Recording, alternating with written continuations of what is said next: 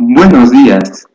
En esta oportunidad yo les hablaré sobre la epistemología. ¿Qué es la epistemología? La epistemología en etimología, epis significa sobre, steme significa firme, doxa conocimiento y logos estudio. Pero, ¿qué significa? Significa, justo acá podemos visualizar una pequeña imagen. Voy a hacer un pequeño zoom para poder visualizar. Significa teoría del conocimiento. Eso es lo que significa la epistemología.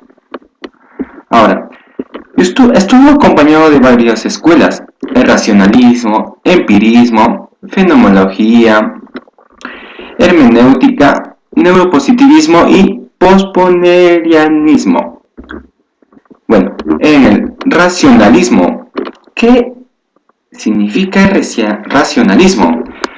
Esta corriente filosófica se fundamenta en la razón, se basa en la experiencia y la práctica. Tenemos a dos, a Platón y a Descartes. René Descartes, ¿qué nos dice? Apoyaba la teoría de que solo la razón podía permitir revelar las realidades universales. Eso es lo que decía Descartes. Ahora, Platón, ¿qué nos dice?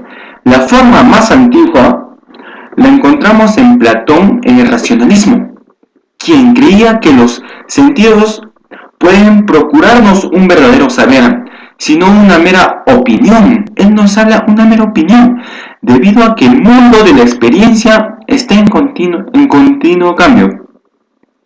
Y es verdad, están cambiando las cosas poco a poco.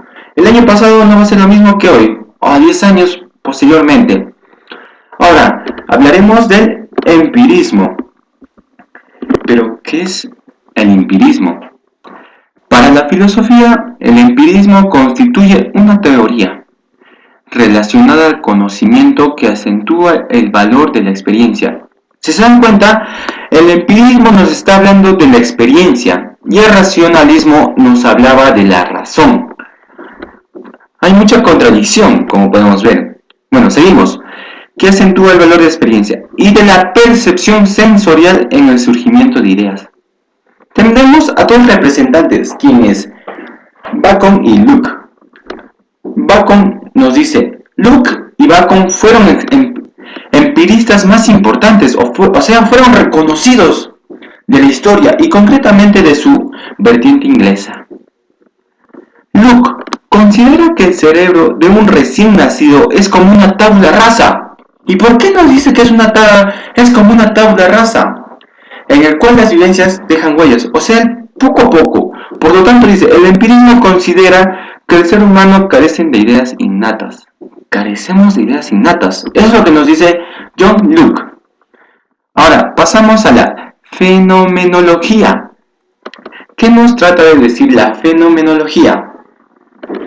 Ciencia filosófica, no se olviden, ciencia filosófica que estudia todo relacionado con los acontecimientos que rodean a un objeto. Tenemos a dos representantes, Husserl y Heidegger. ¿Qué nos dice Husserl?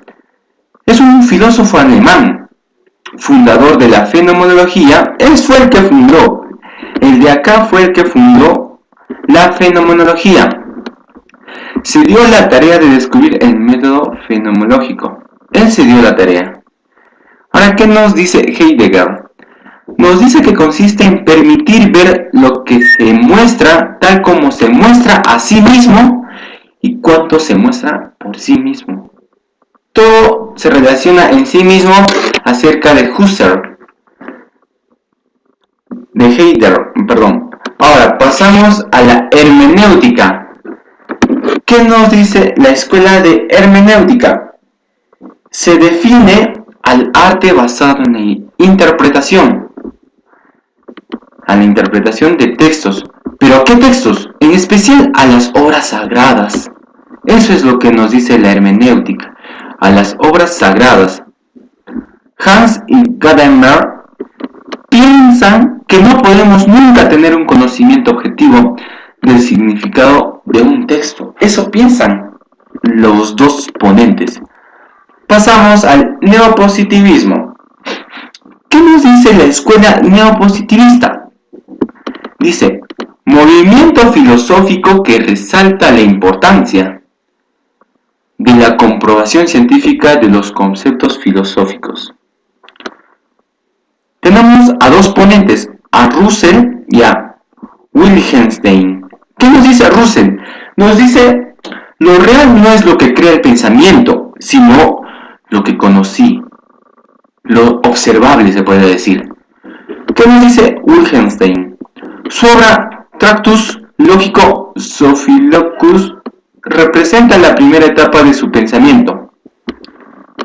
Pasamos a otra escuela, que es la escuela del postperiodismo, que hay dos representantes como en las anteriores, que es Kuhn y Lakatos. ¿Qué nos dice postperiodismo? Cree que en la verdad no lo acepta como definitivamente parcialmente. Eso es lo que significa el postperiodismo. Ahora, pasamos a los tipos. Tenemos a las metaciencias, paraciencias, ciencias y regionales. Como podemos visualizar acá. Los tipos, ya. ¿Qué significa la metaciencia? La metaciencia se concibe como la filosofía de la ciencia. Recuérdense, se concibe como la filosofía de la ciencia, ya que viene dada por términos de reestructuración del marxismo por diferentes filósofos. Como podríamos ver acá, diferentes filósofos. Las paraciencias. ¿Qué nos dice las paraciencias? Se asocia comúnmente a temas científicos subsidiarios y accesorios alejados de la corriente principal establecida en los paradigmas actuales. Es lo que nos trata de hacer conocer las paraciencias de la epistemología. ¿Qué nos dice las ciencias? Tiene por objetivo estudiar el saber filosófico científico desde un enfoque general y humano. Eso es lo que dice la ciencia. Ahora, los regionales es una filosofía de la organización. Ahora, bueno, pasamos a las características. En las características podemos ver a la aceptación, priorizar, razonamiento, pensamiento, conocimiento. En la aceptación, podemos ver que se subdivide en dos, acrítica y veraz. ¿Qué es la acrítica? La crítica se refiere al momento de una crisis, que está pasando una crisis, o al comentario subjetivo que incluye un juicio o una valoración a algo. ¿Qué nos daría lo veraz? Es la verdad.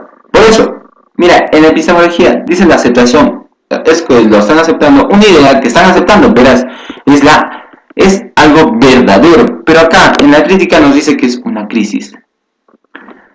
En priorizar, ¿qué nos dice en priorizar? Se subdivide en dos, en generalizar y concreto. En generalizar, hacer general o común una cosa, hacerlo común una cosa. En concreto, ¿qué nos dice? Que existe, es algo real, en concreto es algo real. Ahora tenemos un razonamiento, algo que tiene que ser pensativo. Cualitativo. ¿Qué significa cualitativo? De cualidad o relacionado con ella. Algo relacionado. Tenemos a otro, casual y simple. Casual es sin pasar, sin intención. Simple, algo no tan complejo. Tenemos al pensamiento y nos dan al convergente y al declarativo. ¿Pero qué es el convergente? Busca una respuesta. El convergente siempre va a buscar una respuesta a un problema mediante nuevas formas de enfoque no convencionales. O sea, el convergente siempre va a buscar nuevas respuestas. Él siempre va a buscar. El declarativo explica de manera clara. Nos va a explicar de manera clara. Ahora tenemos al conocimiento. Tenemos al procedimental y explicativo. ¿Qué nos dice el procedimental? del procedimiento relacionado con él, que se relaciona a él. El explicativo es una aclaración que se deja entender. Bueno, ahora pasamos a las dimensiones. Pasamos a las dimensiones. Tenemos a 3: testimonial, explicativo y normativo. ¿Qué nos trata de? En el testimonial se subdivide en descubrir y describir. Bueno, les hablaré del testimonial: documento que asegura y da fe el contenido en él. O sea, está seguro de él, da un contenido, como puede ser un oficio, memorándum. Descubrir algo que lo ha descubierto. Describir que lo está escribiendo. Lo está describiendo de ese objeto o de algo que ha encontrado. El explicativo tiene 3: hipótesis, fundamentar y por qué. Tiene estos 3. La hipótesis, el fundamental y el por qué. El explicativo aclara nuestras ideas. Nos aclara las ideas en el explicativo. La hipótesis se podría referirse como pequeñas salidas o fórmulas. Fundamentar, que tiene que saber algo para que fundamente. Como por ejemplo, como lo que estamos haciendo, la materia. ¿Qué es la materia? Y lo está fundamentando poco a poco. ¿Por qué? ¿Por qué tenemos que fundamentar? Para que así otras personas puedan llegar a saber el conocimiento de la materia. Ahora, el normativo. Norma que se debe cumplir. Es una norma, es una ley. Como acá lo que está pasando es una ley. Si tú matas, te vas a la cárcel. Es un modelo ideal. Debe ser así. Bueno, eso sería todo acerca de mi exposición acerca de la epistemología, como podemos ver acá. Muchas gracias.